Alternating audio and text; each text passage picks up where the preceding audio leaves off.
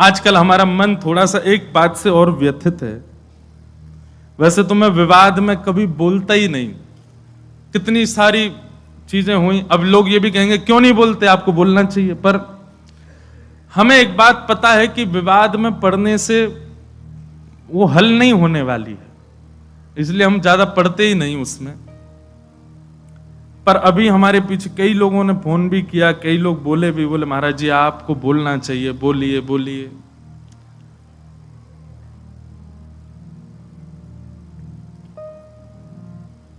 अभी कुछ जो हमारे आजकल के लोग हैं ना, कुछ वेस्टर्न कल्चर को फॉलो करने वाले, अब वो वृंदावन की तरफ रुझान तो रखते हैं, पर रुझान किस लिए रखते हैं, उसमें भी व्यापारी दिखते हैं।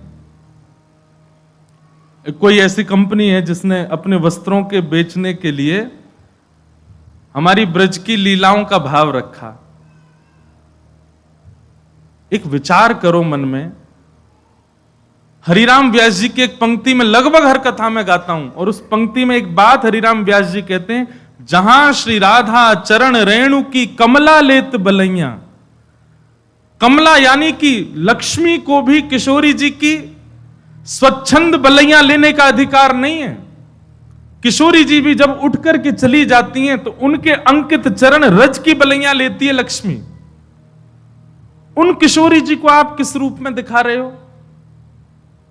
और ये फिल्म वाले लोग ये पहली बार नहीं, हमेशा ही करते हैं। राधा रानी के नाम पर कुछ भी बोलते हैं, ठाकुर जी के नाम पर कुछ भी कहते हैं। पाप नहीं, ये महापाप की श्रेणी में आता है। असंख्य गौ हत्या का पाप लगेगा इन सब कार्यों को करने से, असंख्य ब्रह्म हत्या का पाप लगेगा ठाकुर जी की लीलाओं को छेड़ने से।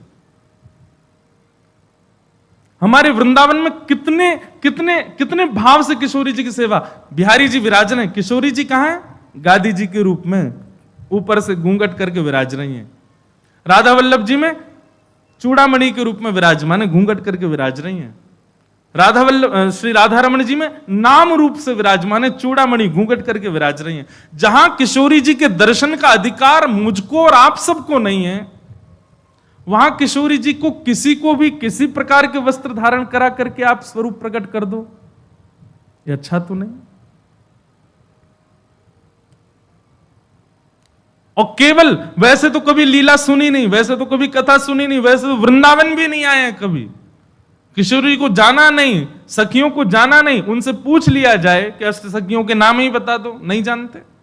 अष्ट सखाओं के नाम ही बता, केवल अपने व्यापार को बढ़ाने के लिए किशोरी जी और ठाकुर जी के भावों को ले रहे हैं। किशोरी जी और ठाकुर जी तो बड़े दयालु हैं, बड़े कृपालु हैं, कुछ नहीं कहेंगे। पर ये जो अष्ट सखियां हैं ना, और ये इनके चरणों के सदा दास बने हुए जो नक्षत्र आदि हैं, किसी दिन ये कुंपित हो गए तो ऐसे मुंह के बल गिरेंगे कि उठ नहीं पाएगा कोई।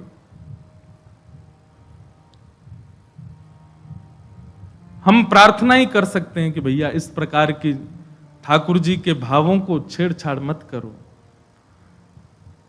हमारे वृंदावन में 40-40, 50-50, 60-60 साल व्यतीत कर देते हैं महापुरुष। मधुकरी पाते हैं, यमुना जल में स्नान करते हैं, सर्दी गर्मी कुछ भी हो फिर भी भोर में मंगला करने के लिए जाते हैं। इतना शुद्ध भाव ठाकुर जी और किशोरी जी के प्रति रखते हैं, तब भी जाकर के राधा तत्व को पहचान नहीं पाते। और आप लोग कभी कथा नहीं सुनते, कभी लीलाएं नहीं जानते, कभी वृंदावन नहीं आए, और सीधे केवल अपनी वस्तुओं को बेचने के लिए ठाकुर जी का आश्रय लेते हैं। जितने भी युवा श्री किशोरी जी के आश्रित हैं, जितने भी युवा वृंदावन से जुड़े हैं, बड़े बूढ़ों को हम तंग नहीं कर रहे, युवाओं से कह रहे हैं, जितने भी युवा वृंदावन से जुड़े हैं, जितने भी वृंदावन के भाव से जुड़े हैं, वृंदावन का प्रसाद एक बार भी जिह्वा पर धारण किया है, किशोरी जी का नाम उच्चारण करते हैं, उर्धपुंड ब्रजरज अपने माथे से लगाते हैं, सब लोगों से हमारी प्रार्थना, आपका नाम जप, आपका व्रत, आपकी एकादशी, आपका वृंदावन आगमन सब व्यर्थ हो जाएगा यदि इसका विरोध नहीं किया तो। किशोरी जी के भाव में सब लोग आगे आइए। कुछ दिन पहले भी विवाद हुए थे, परंतु ये ज्यादा है। ये नहीं तो हमारे फिल्म जगत के लोग तो कभी भी कुछ भी करते हैं, राधा रानी पे ऐसे ऐसे फूड़ गीत भी बना देते हैं, उनके स्वरूप को कुछ भी दिखाते हैं। हम सत्य बताएं, मंच से पहली बार कह रहे हैं, आज तक श्री रामानंद सागर जी के द्वारा बनाई गई रामायण और पुरानी जो महाभारत थी उसके बाद जितने भी राधा कृष्ण या कोई भी ठाकुर जी के नाम से सीरियल भी बने हैं ना, किसी में रुचि नहीं आई आज तक, क्योंकि वो रूप आया ही नहीं जो आना चाहिए था। और हम एक और घोषणा करें, जैसे भक्ति पथ है ऐसे भक्ति पथ का एक और चैनल बनाया जा रहा है, क्योंकि आजकल के बच्चे जो हैं फोन एडिक्ट बहुत हो गए हैं। अधिकतर घरों में देखा गया दूध नहीं पी रहा तो उसके सामने कुछ भी चला देंगे, वो देखता रहेगा कार्टून और फिर उसके बाद में उसको खिला देंगे पिला देंगे जो भी करेंगे। तो हमने एक भाव रखा, जितनी भी लीलाएं ठाकुर जी की बाल्यकाल की सुनाते हैं कथा में, उन सबको कार्टून रूप में करके फिर उनको यूट्यूब पे डाला जाए। अब क्या दिखाना है बालक को, नहीं दूध पीवे तो सूरदास जी का पद हम गा रहे हैं, उसकी व्याख्या कर रहे हैं। ठाकुर जी चोटी पकड़ के कह रहे हैं, कबहू बढ़ेगी चोटी मैया मोरी, किते बरस मोए दूध पिबत भय, ये अजहू है छोटी।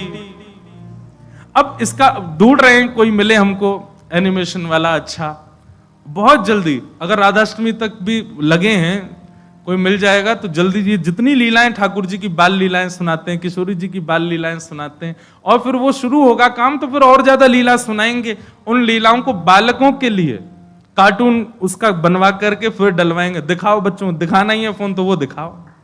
इस भाव से कम भोजन भी करेंगे, रोएंगे भी नहीं और ठाकुर जी की लीला भी सुनेंगे। तो उनका फोन का जो एडिक्शन है वह भी एक सद्भाव में परिवर्तित होगा। तो हम तो प्रयास कर रहे हैं अपनी तरफ से जितना हो सके। आज इतने युवा बात मानते हैं, एक बार कुछ भी कहते हैं फॉलो करते हैं तुरंत। सब युवाओं से प्रार्थना है, आप सबके पास बल है, आप सभी किसी को सपोर्ट करते हैं तो वो कुछ बनता है, और आप सभी किसी को गिराते हैं तो वो गिर जाता है। कम से कम दुनिया को कुछ भी करने दो, ठाकुर जी की लीला, ठाकुर जी के भाव, ठाकुर जी के स्वरूप को यदि कोई इस प्रकार से दिखावे तो उसके आगे हाथ भी नहीं जोड़ने, उससे प्रार्थना भी नहीं करनी, उससे जिज्ञासा भी नहीं करनी है, सीधा उसको नीचे गिर दो। नहीं तो हमारा नाम जब साधन सब व्यर्थ हो जाएगा। इसलिए भैया आप सब युवा जागृत होइए, इस विषय पर थोड़ा ध्यान दीजिए। कुछ दिनों के अंदर अगर ये नहीं समाप्त होता है तो फिर इसके लिए कुछ और नियम कड़े वृंदावन से उठाए जाएंगे, किया जाएगा कुछ ना कुछ, क्योंकि ये स्वीकार तो नहीं किया जाएगा लंबे समय तक। हमारी किशोरी जी का स्वरूप, उनके रूप लावण्य, सखियों को क्या जानते हैं हम लोग? कौन है ललिता जी, कौन है विशाखा जी, कौन है ये सारी सखियां?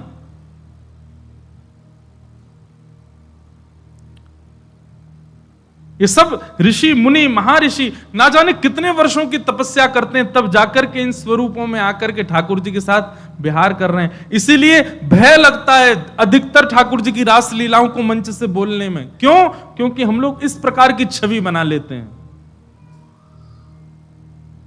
जिन किशोरी जी का रूप देख करके, अरे जिन किशोरी जी के नख चंद्रिका को देख करके मानव के चित्त से भयंकर रोग काम नष्ट हो जाता है, उन सखियों को आप उस रूप में दिखा रहे हो। इसीलिए तो हमारे यहां की रसोपासना को बार बार आचार्यों ने कहा, इसको गोपनीय रखो, इसको गोपनीय रखो, इसको गोपनीय रखो, इसको सबके सामने मत बोलो। संसार के लोग बड़े विचित्र हैं, ये किसी भी रूप में दिखा सकते हैं, किसी भी रूप में चिंतन कर सकते हैं। हम भी कभी कभी बोलते हैं कथा में, लेकिन भय लगता है। अब तो ऐसा मन में सच में कल से ये भावना आ रही है कि निकुंज की उपासना के विषय में अब चर्चा मैं भी कम ही करूं कथा में, और निकुंज की चर्चा करें भी तो सीमित लोगों में करें, और सीमित लोगों में भी करें तो उसका कोई टेलीकास्ट ना करवाएं, क्योंकि लोग तो कुछ भी समझ लेते हैं बातों को।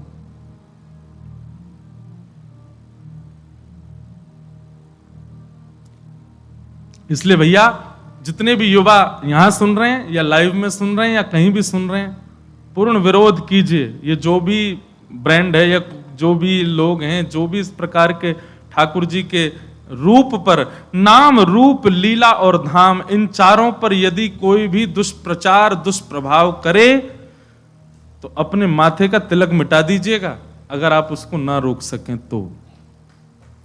मधुकर शाह अकबर के यहां गए। मधुकर शाह हरिराम व्यास के शिष्य थे।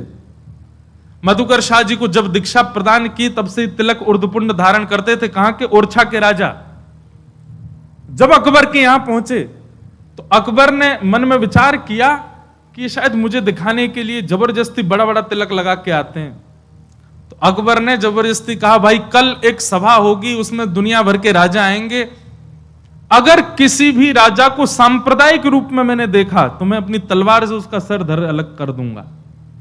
तो कितने सारे वहां गए थे, कोई टीका ही लगाते थे, कोई त्रिपुंड ही लगाते थे, कोई कुछ न कोई। राजाओं को, आप पुराने राजाओं का किसी का भी माथा सूना नहीं देखेंगे, या आजकल के मानव माथे सूने से रहते हैं। नहीं तो माथा सूना रखना भी शास्त्रों में निषेध बताया गया है। जिसका माथा सूना हो, सुन लो, उसको यदि कोई भजनानंदी व्यक्ति देख ले तो उसका भजन कम हो जाएगा। इसलिए माथा सूना, जिसका माथा सूना है उसके ऊपर तो क्या ही प्रभाव होता होगा, कुछ नहीं तो एक बिंदी रखनी चाहिए। तो प्राचीन काल के राजा सब लगाते थे, केवल मुगल राजा जो थे ये तिलक नहीं धारण करते थे।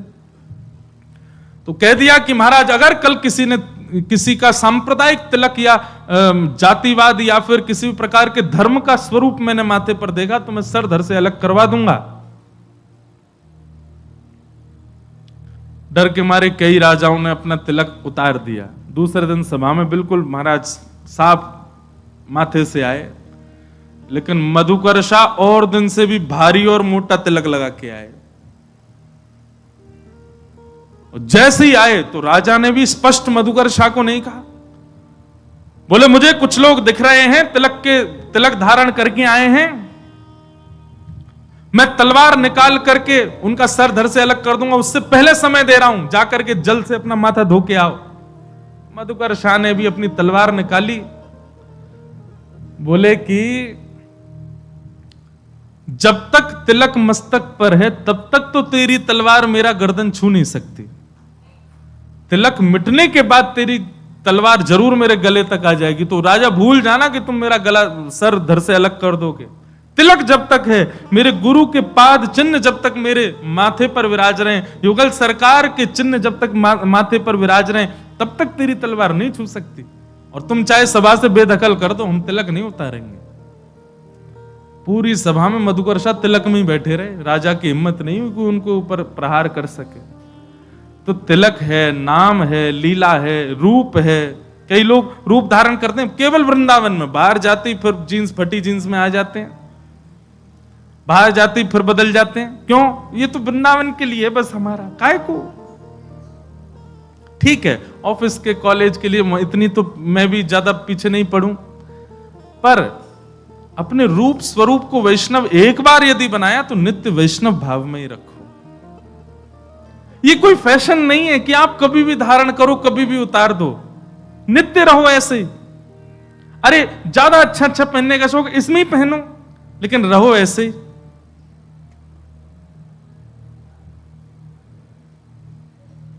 इसलिए भैया इन कुछ बातों पर ध्यान रखो और इसका पूर्ण विरोध करो। कुछ दिन में अगर ये चीज समाप्त नहीं हो तो फिर हम कुछ और बताएंगे क्या करना है।